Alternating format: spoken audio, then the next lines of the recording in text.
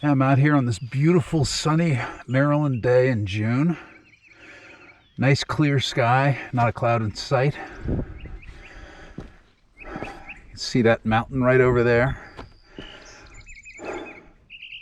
Yeah, not so much.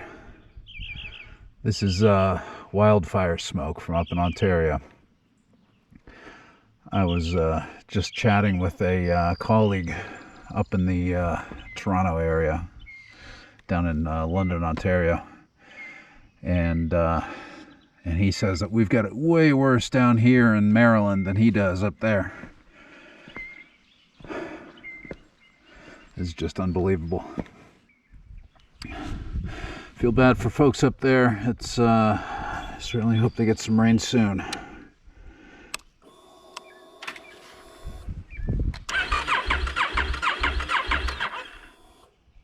That's not good.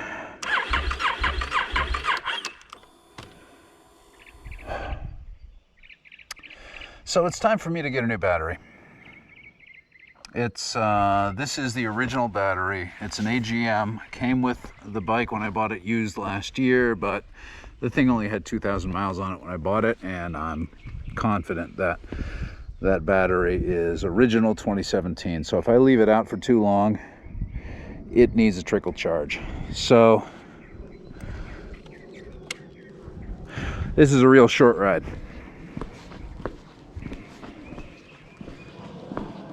How did I know this was going to happen? Because I haven't ridden the bike in like a week. And if I don't ride it, usually because I'm working on other projects, which I have been, I don't really have a commute. My commute is from my bedroom to the kitchen where I make coffee. As you can see, I'm doing some spring cleaning here. And also working on some projects that have not gotten done because my backlog of projects is always growing. So one of the things I need to make time for is getting out and riding my damn bike. And that's what this video's supposed to be about. But I was using this amazing smoky conditions as an excuse to get out and ride. And I will. But it's going to be a lunchtime ride and not a late breakfast time ride as I was originally aiming for.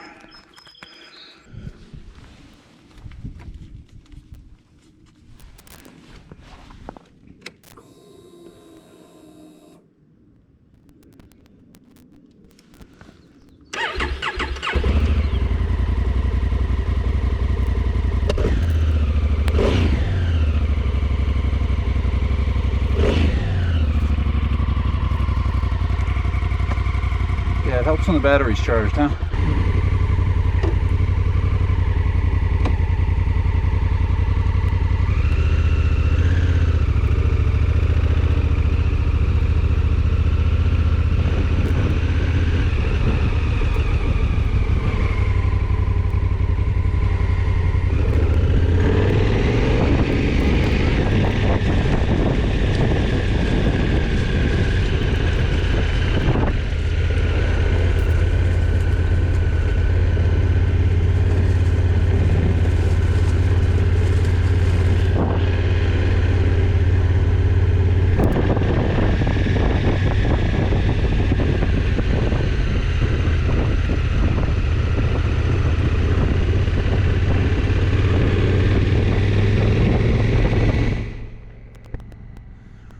So this is just a real quick joyride on my lunch break here. I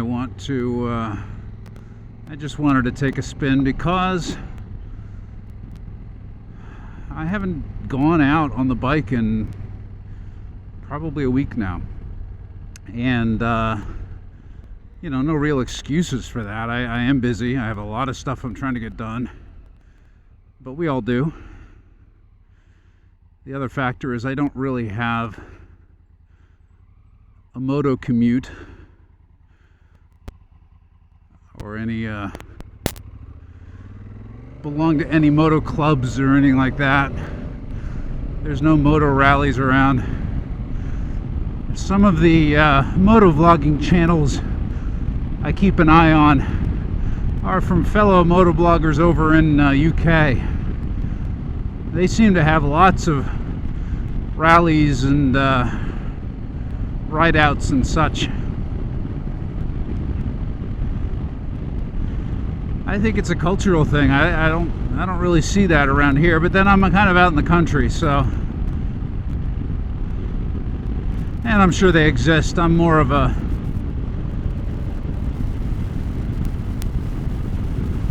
lone wolf kind of rider, you know? Just go out and do my own thing when I have a few minutes. Just like I just need to get out and ride. I mean, I responded to a Reddit just yesterday by a guy who reminded me of myself. It'd be nice if you stayed in your lane there, big guy. If you can't keep your truck in your lane, you probably shouldn't be on this road. But he was saying that he has a tendency, you know, he just sold his, oh wow, look at that. The sky is brown. I don't know if that's going to come through in the camera, but ooh. But this guy was saying he just sold his first bike, a 600cc Ninja or something, and is shopping around for his next bike, and he's all over the place, and he doesn't know what to get, and, you know, he keeps fixating on these like expensive bikes, like, you know, an $18,000 GS. Not that there's anything wrong with that if you can afford it.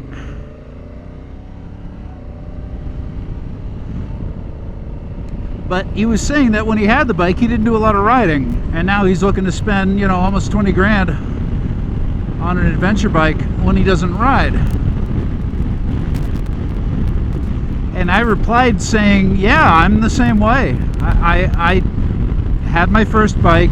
I know I've already told the story, so I'll keep it brief. I had my first bike, I sold it, and was searching around for what to get next, and I was looking for the ultimate perfect bike for me. And, you know, there's complicating factors in that. I'm tall.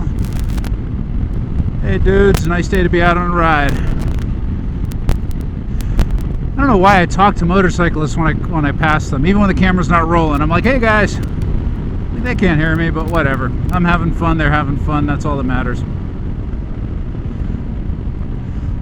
But, you know, I get into analysis paralysis, and I just go through over and over and over again, what's the perfect bike for me? And I did that when I was looking for my third bike after I sold my second bike. And I ended up taking over a 10-year break. You know, family happened, and, you know, it just got set aside. But the initial thing was I was looking around for what's the perfect bike for me, and I never found it. And then fast forward 20-something years, I still haven't found it. I mean, I've got a good bike. I'm happy with this bike, but there's things that I need to change. It still doesn't fit me right. But I don't know that I want to go spending, you know, a big chunks of money on, you know, saddle and dropped pegs and maybe bars and, you know, maybe windscreens and all that, if this isn't really the bike that I'm gonna fall in love with long term. Or maybe the answer is I need more than one bike. Don't tell my wife. Thankfully she doesn't watch this channel.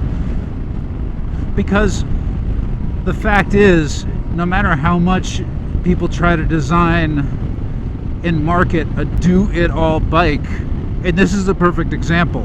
It's a dirt bike, it's a sport tourer, it's a touring bike, it's a standard, it's all those things. But the problem is, it's not as good a dirt bike as a dirt bike or a dual sport. It's not as good a touring bike as any number of touring bikes. It's not as good an around town fun bike, you know, as you know, pick one. And it's certainly not a sport bike, although it does everything, you know, it exceeds my requirements right now, because really all I do right now is just go out and putter around and cruise. But I could do that on I could do that on a Grom. Cue the photo of me sitting on a Grom from Cycle Ergo, because no, I've never sat on one, but now I want to. But the fact is, you know, I don't need an Africa Twin 1000 to do the kind of riding that I generally have been doing. And that's kind of what I told him too, is right now you've got 0 motorcycles. So any motorcycle you pick is going to be better than the one you have now. Get something, and get something cheap. Don't break the bank trying to find the perfect bike. Because I can promise you, if you've only got, you know, 1,000 miles under your belt, or whatever, I don't know how much riding he's done, didn't sound like a lot, you're not going to know what the perfect motorcycle is. I mean, I've been riding on and off for 25 years, and I am not an expert rider by any means. But I'm not a complete newbie either. And I don't know what the perfect bike is. I think I know that there is no perfect bike. And that's fine. Just like there's no perfect car or no perfect... I was going to say there's no perfect spouse, but again, my wife might be watching this, in which case there absolutely is a perfect spouse. But there's really no perfect anything, you know?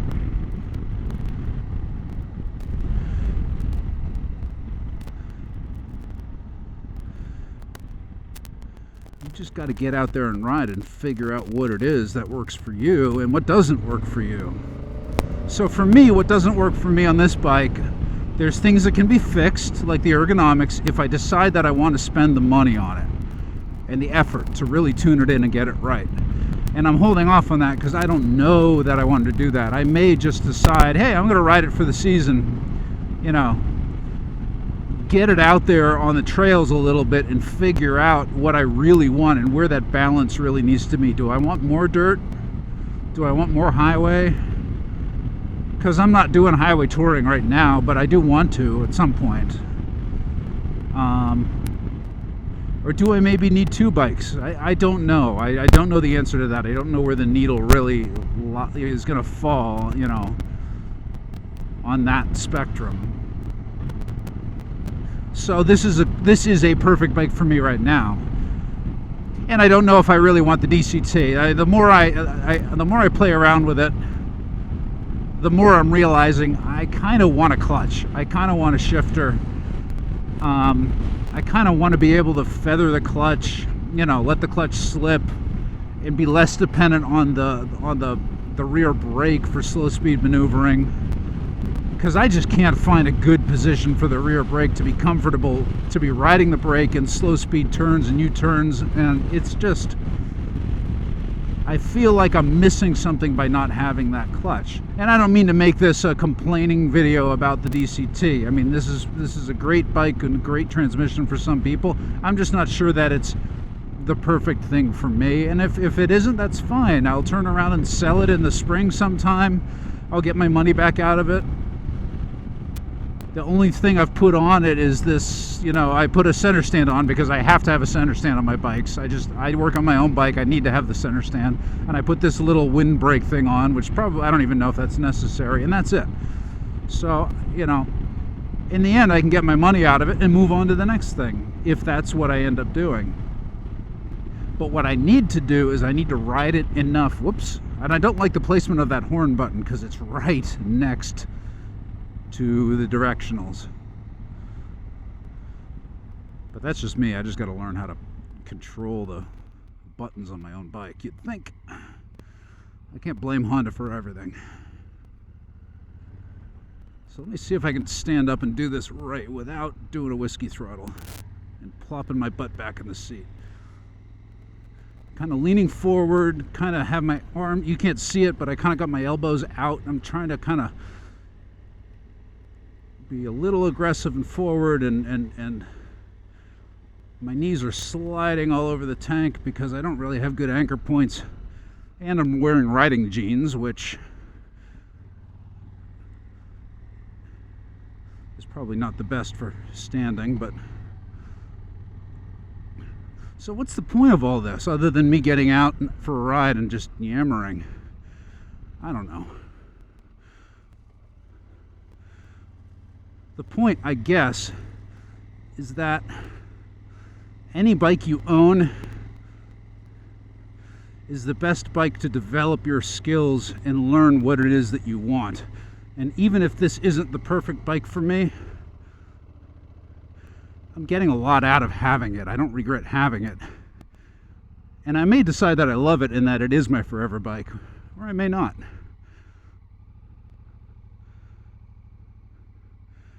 And either way is okay. I'm not even going to try to squeeze in there.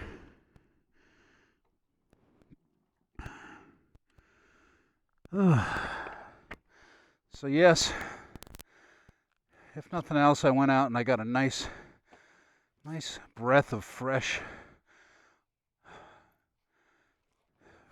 Ontario wildfire air, imported way the heck down here in Maryland for my riding enjoyment. I'm going to try to post this real quick. Send my best wishes out to my brothers and sisters north of the border. I hope it rains for you real soon. Good luck out there.